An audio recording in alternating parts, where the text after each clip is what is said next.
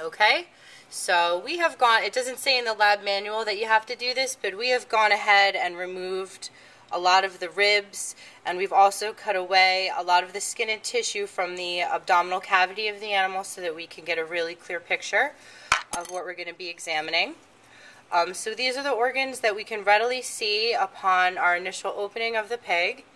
All the way up at the top, even though we'll be able to see it a little bit later when we remove the thymus, we can see the larynx, and you can go ahead and palpate that and feel how hard it is due to the cartilage that's contained in there in order to support it. And what we can see here that's interesting in an animal that's this young is that we can see quite a bit of thymus. The thymus is directly involved with the maturation of white blood cells for the immune response. And here we're going to see quite a bit of thymus tissue here, here, and continuing down. And it's also going to be on top of the heart, all the way down here at this point. Now the thymus atrophies with age, so in an animal older than this, we wouldn't see quite as much thymus. We're also going to be able to see some blood vessels at this point, although we should be able to see them a little bit better later. Here we're going to have the jugular veins, and deep to that would be the carotid arteries. If we pull back the thymus, underneath that here is going to be the thyroid, but we will have a better view of that later.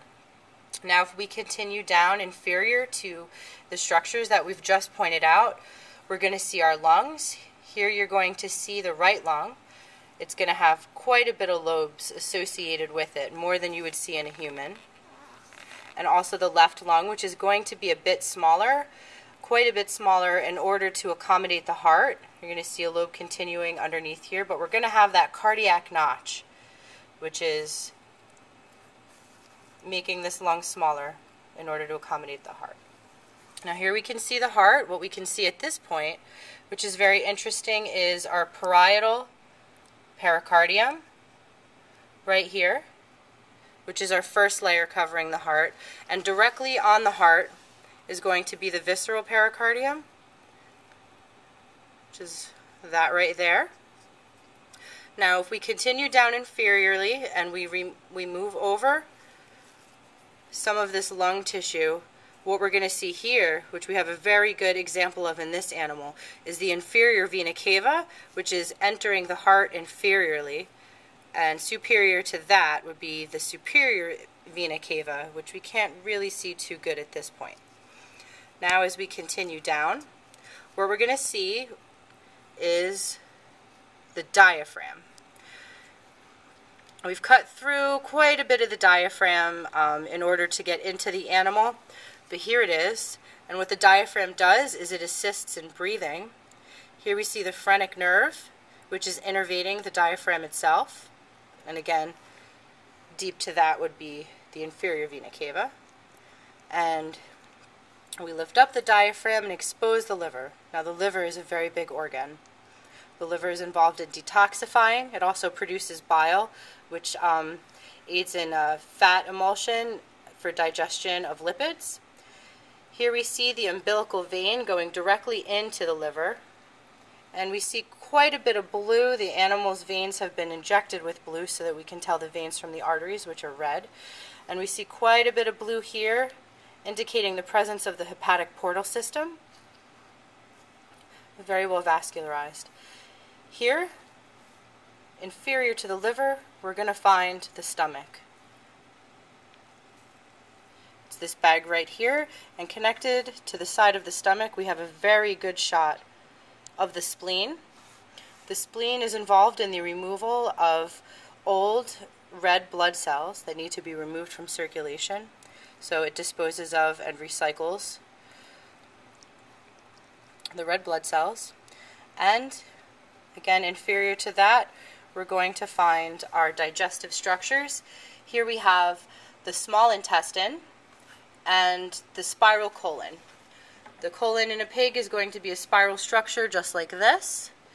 In a human, we would have an ascending, a transverse, and a descending colon.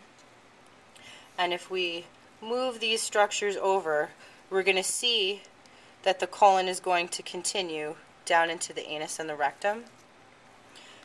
Alright, and behind that we're going to see retroperitoneal is the kidney, behind this peritoneal membrane here. And it might be a little bit hard to see from this video, but we see the abdominal aorta and the inferior vena cava as well. Here we're going to see some umbilical arteries, and this is the bladder of a pig. Now, if we move the stomach a little bit, it might be a little bit hard to see it in this video, but what we have here is the pancreas, right here. The pancreas almost looks like it's like a granular tissue. It almost looks like a chewed up piece of gum. Here we see it here. The pancreas produces the hormones insulin and glucagon, and it also produces digestive enzymes that empty into the duodenum of the stomach to aid in digestion.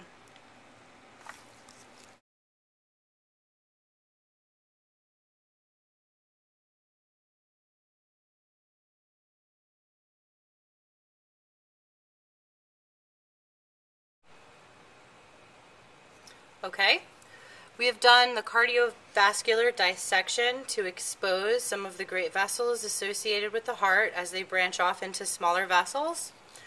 If we move the heart over and move over one of these auricles here, we're going to see, it's not quite so obvious, but this is the aortic arch.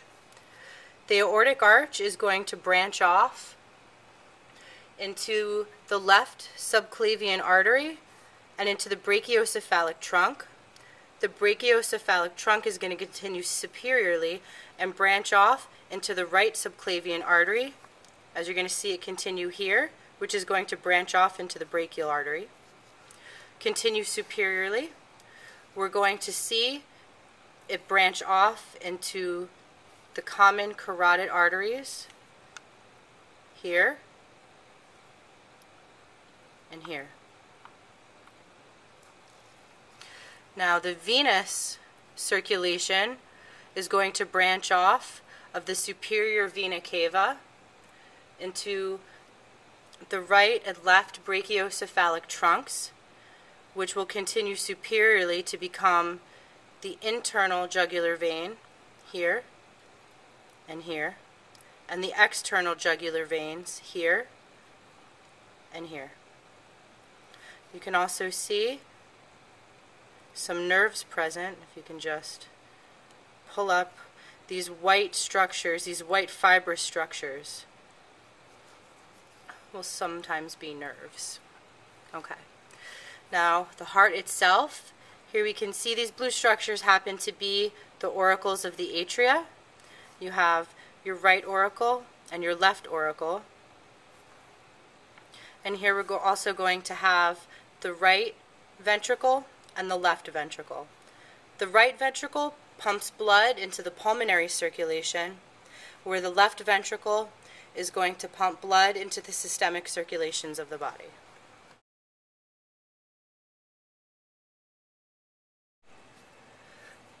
Okay, we can also see some of the circulation of the heart itself. Here we see the coronary artery, which is often called the widowmaker. Here, if you move the auricles over a little bit, what you're going to be able to see is the pulmonary trunk.